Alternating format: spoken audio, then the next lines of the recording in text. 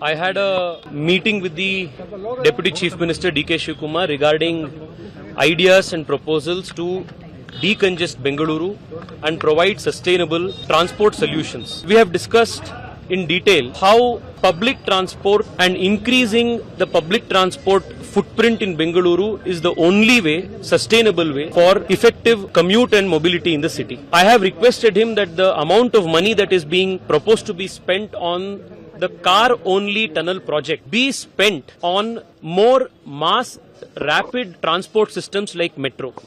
The purpose of our policy should be to move more people, move more passengers than moving more cars. The focus should be to move more people than moving more vehicles. I have also impressed upon him that according to the government's own DPR, about 1,800 vehicles can travel per hour per direction in the tunnel road. But if the same effort is made to build a MRTS or a metro rail project, close to 69,000 people can be transported in the same 1 hour in that direction. The only sustainable solution for Bengaluru is public transport, and he wholeheartedly agrees with the idea that public transport, metro, suburban are the only ways of actually decongesting the city in the long term. I have also proposed to him that on the ORR, which is the most congested bottlenecked area, today we have 2 metro stations at 2 ends of the ORR.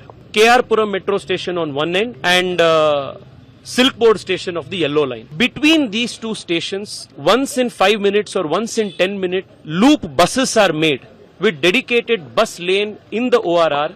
It is going to greatly help a lot of people easily reach their offices and bring down the commute time in ORR. I have also requested him to appoint a chairman for BMLTA.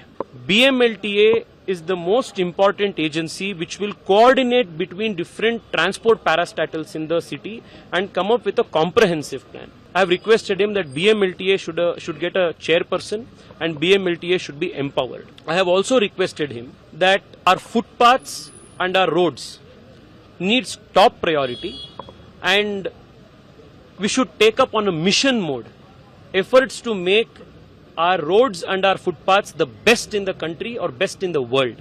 The vision should be to have 300 kilometers of metro with 3 minutes frequency for the city. 300 kilometers of suburban rail, which will ensure that people will be very easily accessible and affordable.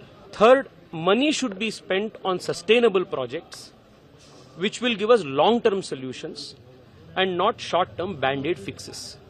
Insofar as Lal Bagh is concerned, he once again assured me in this tunnel project, which I have repeatedly requested him to completely drop in favor of a rail-based transport, he said he will ensure that there is not going to be any damage to Lal Bagh. I have also suggested that there are reports, also told him that there are reports that there may be a commercial establishment that may come up at the Lal Bagh site according to the DPR.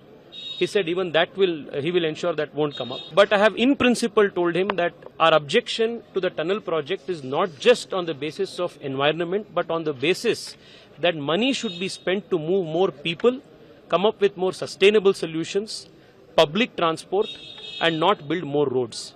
This is the gist of the meeting. It was a very productive meeting. He has said that in the coming week, there will be another meeting that he will hold with officials and ORR industries and the CEOs. He has asked me to be present in that meeting and give the solutions that I presented him. He almost took out an hour and sat with me to discuss the sustainable solutions for Bengaluru. I am grateful that he has shown this sincerity to listen to ideas. I hope that this bipartisan approach in trying to actually fix Bengaluru's traffic solutions in a sustainable manner will actually yield more results.